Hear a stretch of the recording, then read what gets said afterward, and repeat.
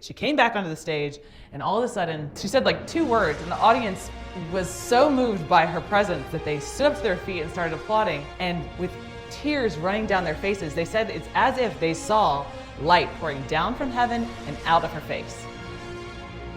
If you want to read about an amazing actress in history that changed the world as far as acting goes, this is the book. Click the link in the video description and get your 3 audiobooks free. Hey guys, so today I'm reviewing this very special book to me called The Mystic in the Theater by Eleonora Duse by Gallienne. It's falling apart because I've read it so many times and I use it as motivational reference on a regular basis. I have my fingers marked in the spots I want to share with you. But I actually took it to Sicily on my 40th birthday and read it in the hills of Sicily. We sat around the table and I had each one of my family members read a very important part to me. That's how sentimental this book is to me. Eleonora Duse is an extremely spiritual person. I do not mean either that she was known as a moral woman. I do mean, however, that she was a seeker after God and that she was a servant of God and she worshiped God, and that she sought and served and worshiped Him and through and by her work. She made some mistakes in life that would be considered very maybe immoral. She never really was married. She had babies outside of wedlock. The things in the times that were not considered as moral. But people still thought of her as the mystic of the theater because of her relationship with God, which I find really fascinating. I love that because it shows a lot of grace. In general, her religion was the work of art. And quite legitimately, she believed that the artist has in him something of the divine. So she was saying basically that all artists have something of our creator or the divine inside of them that they can pull on. She's so generous with her prayers and sharing that with Eva that Eva puts it into this book. Here's something that's really a cool part of the book. Let me show you this. Whenever she gave a superlatively great performance, she never felt that she had given it, but rather that it had been given to her as a gift. At those times, when she reached the summit of her art, it was like an answer to a prayer. And the prayer was never, let me play well for my own sake, but rather, let me serve for the greater glory of God. So she saw her art as a spiritual journey, and this book really takes you into all of that. She took a break from her acting career right at the pinnacle of when she was becoming really great to raise her children. And she came back to the theater later in her life, and they said that after her 10-year break, she came back even more powerful.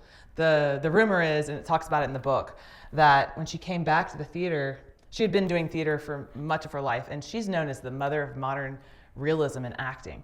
So just like in modern dance, you have ballet, and then someone like named Isadora Duncan came along and she broke the form and she created modern dance. The same thing happened in acting.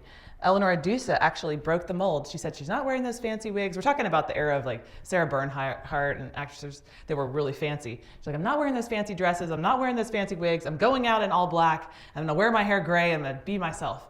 And so she really broke the mold of the time. And she was one of these ladies that everybody revered because her acting was so compelling, even though she had no costume and she was just herself. How radiant she must have been.